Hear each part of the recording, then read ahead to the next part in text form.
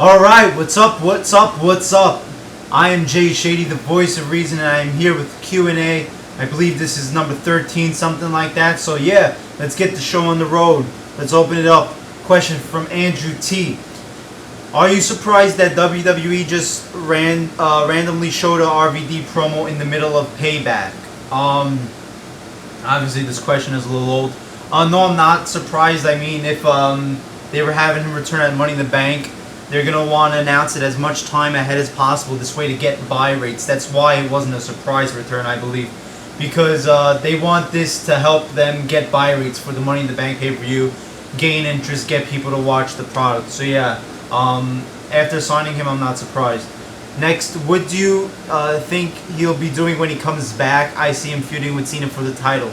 You know, this is one of the biggest questions and mysteries to me, is what is there for RVD to do? You know, I like the guy. You know, I used to be a big fan of his, but I just really don't see a place for him in the company right now. It's really odd that they have him back.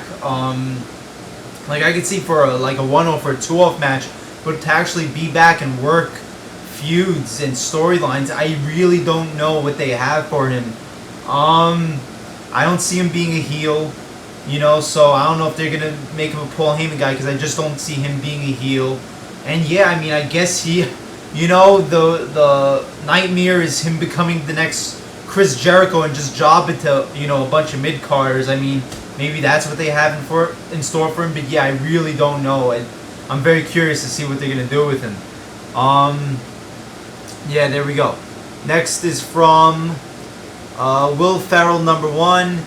3 questions. Do you respect Michael Cole on the way he handled Jerry Lawler's heart attack on September 10th? Yeah, I thought it was done very well. You know, it was handled a lot like JR handled Owen's death at the Over the Edge pay-per-view. I thought he was very professional, emotional, added a good human quality to it, made it feel real. And you know, it's hard to keep the show on the road, but he kept himself together, and he did a great job handling it. Next question, do you watch any of the shows on USA Network? No, I don't. Only show I watch on USA is Raw. And do you watch Bates Motel, and what did you think of Jake Abernathy? He was a creepy guy, in quotes, parentheses. Yes, I do watch Bates Motel. I think it's a really good show. You know, I mean, there's a lot of things wrong with it. And it's, you know, it's kind of cringy in some ways. I mean, the way that it doesn't know if it wants to be old-fashioned or be in the present times. I mean, you have some, like, teenage girl drama type stuff, yet, like, a lot of the wardrobe and scenery looks type of old school. So I think that's one of the problems, is that they don't know if they want it to look like it's vintage or set in the present times with Norman Bates using an iPhone. But yeah, I think it's a really good show. I mean, it has good storylines. It has a lot of promise. The acting is great from Freddie Highmore and Vera. I forgot what her last name is. Norman and Norma Bates. I think they have great chemistry together. I think it has a pretty good cast. Yeah, I mean, I see a lot of good things in the show in the future if they keep on improving. And the creepy guy you're referring to, I thought he was really funny and really just odd and, you know, off the wall. He was also in Breaking Bad. He played the rehab doctor. He was good in that. Yeah, he's good. He's really creepy. So yeah, there you go. Next is from the SHN61. Basically talks about who I would cast in Batman Beyond movie.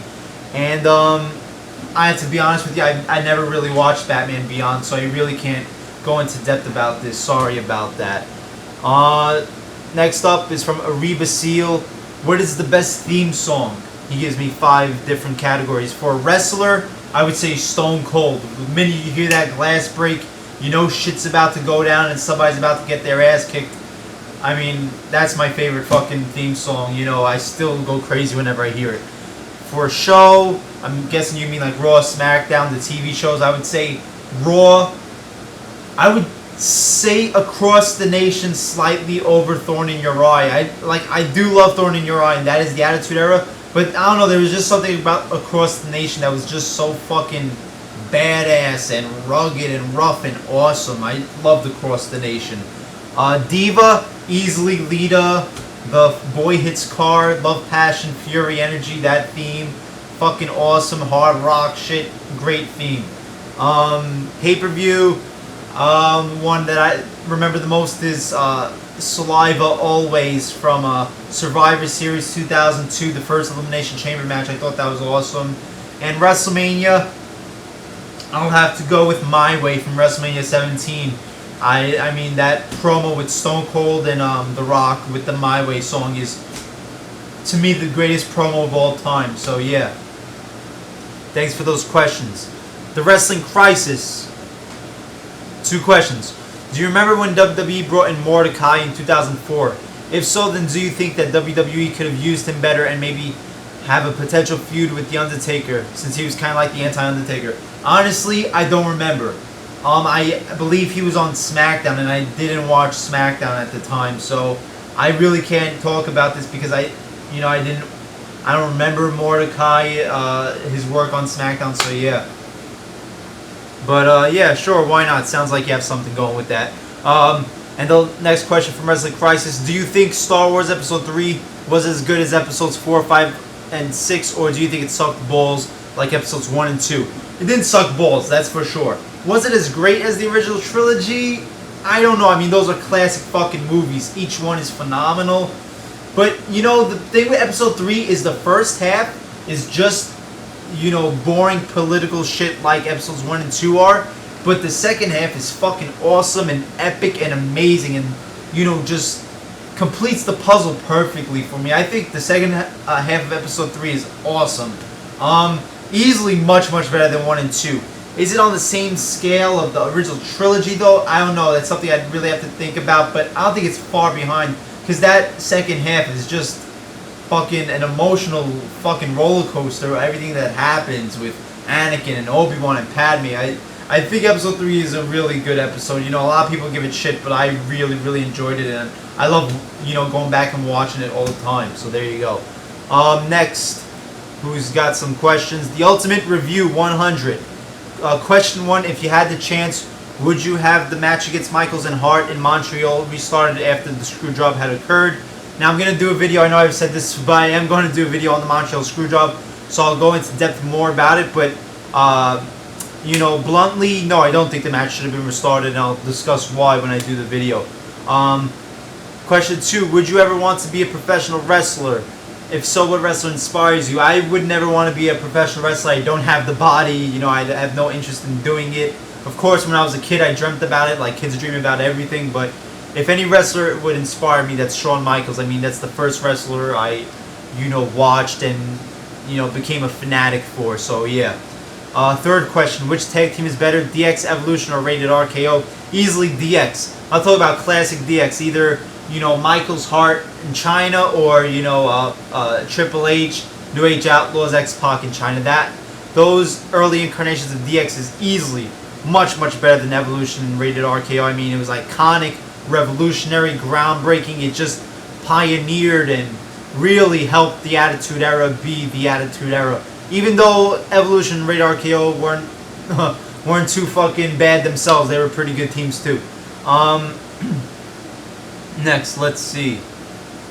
Comes from YT Critical.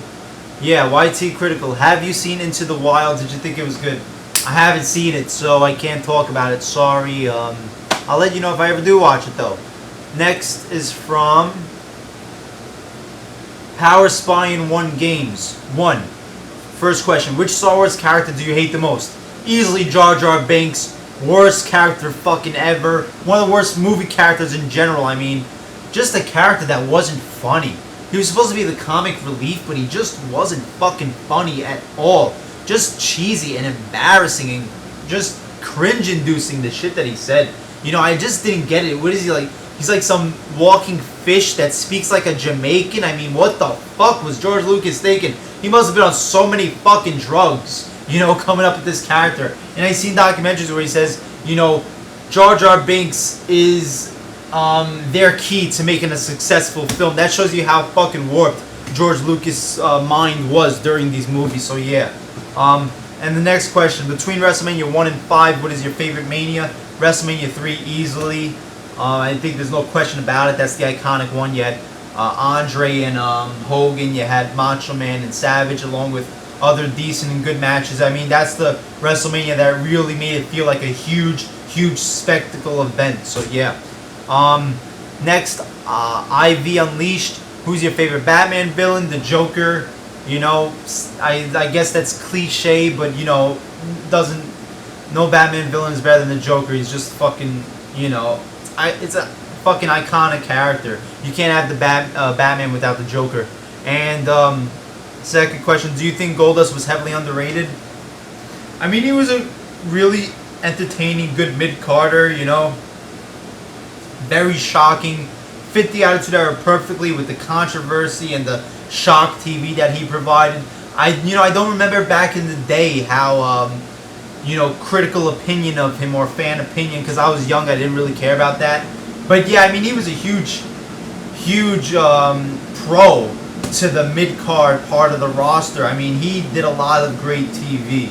I think I have like maybe one or two more questions. I will do one more question, I guess. Yeah, one more question. This is from JKD. Would you rather be a warlock, wizard, or sorcerer? Sorcerer. You know, I don't know.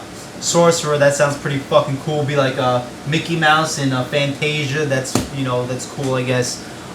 What's your favorite color? I like a combination of red and black. I love red and black, shirts. Wolfpack style colors. So I love red and black. And last question. Now I talked about this in a video that I took down, but I'll talk about it here. He says, will you or will you not shout TNA Impact on the Raw you are going to?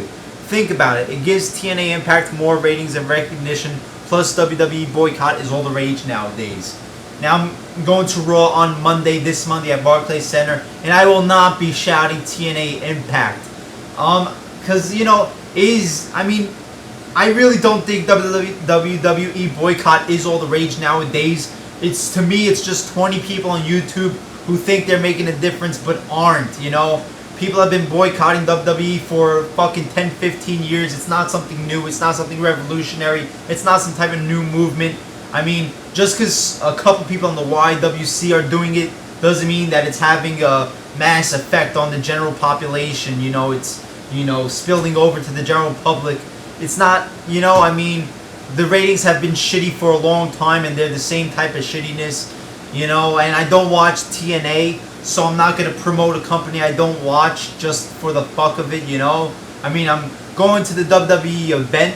I obviously spent money on it, so I'm not going to just be some grumpy old fucking man just like trying to sabotage the company, I mean, I spend money. Why would I chant for another promotion when I'm spending money to go see something? That make me a hypocrite.